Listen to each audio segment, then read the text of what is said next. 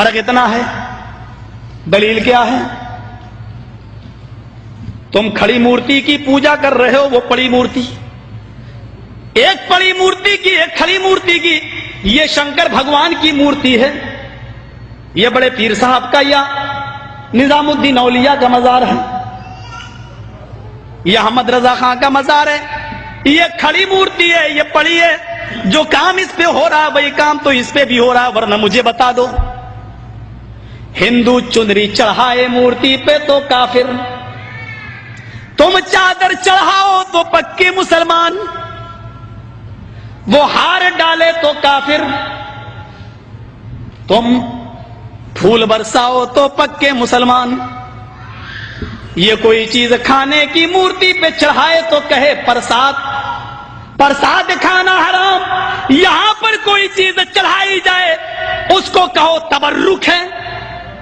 اور یہ کھانا بڑا مبارک، ہندو مورتی دھو کر اس کا پانی پیے اور کہے کہ یہ گنگا جل سے زیادہ پاک و پوتر ہے،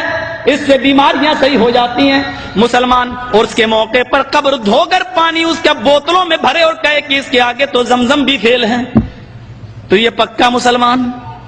جو کام اس پہ ہو رہا ہے وہی کام تو اس پہ ہو رہا ہے۔ اور آج میں فتویٰ دینے کا عادی نہیں ہوں، لیکن آج جذبات میں ہوں، میں یہ فتویٰ دے کے چلا جاتا ہوں، میرے پیارے ساتھیوں، اللہ کی قسم، اگر بھارت کے اور پاکستان کے، ہندوستان اور پاکستان کے، ہندوستان کا یہ 20 کروڑ مسلمان اور پاکستان کا وہ 15 کروڑ 10 کروڑ مسلمان، اگر یہ چادر چڑھانے کے بعد، چنری چڑھانے کے بعد،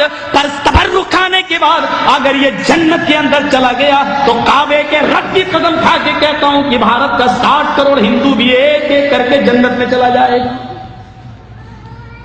اور اگر بھارت کا ہندو جنتی نہیں ہے تو اتنا یاد رکھنا کہ پھر تم اپنے مسلمان ہونے کا سرٹیفکیٹ پیش کرو،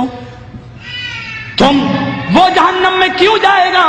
اگر وہ ان کاموں کی وجہ سے جہنم میں جا رہا ہے تو تم یہ کام کیوں کر رہے ہو؟ تمہارے اندر یہ کام کیوں پائے جا رہے ہیں؟ تم بھی تو وہی کام کر رہے ہو۔ ارے اس نے تو پھر بھی مورتی لگا رکھی ہے، تم نے تو پتہ نہیں کس کو گاڑ دیا اور نام ہی اس کے بدل دیے،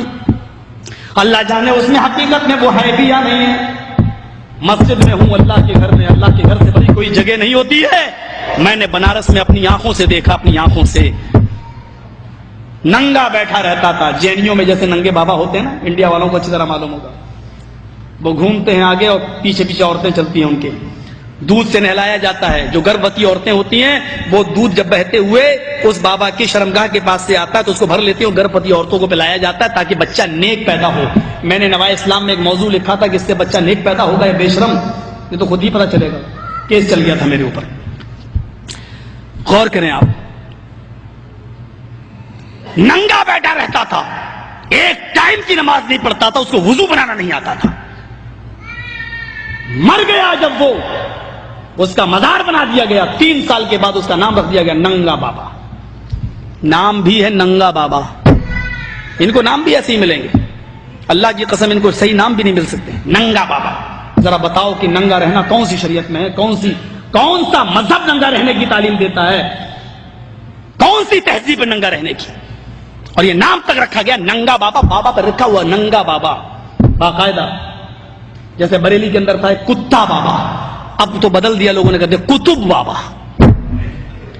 کتب کر دیا، لیکن رکشے والے سے کہو کتب شاہ کے مزار پہ جانا تو جانتا ہی نہیں جب تک یہ نہ کہو کتا بابا۔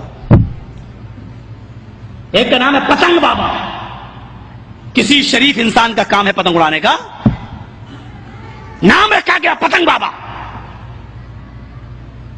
بنگلور سائڈ میں چلے جاؤ، مجھے میرے دوستوں نے دکھلایا جنگلی بابا، کون نام ہے؟ نام تو پہلے اچھے رکھ لو یار، نام تو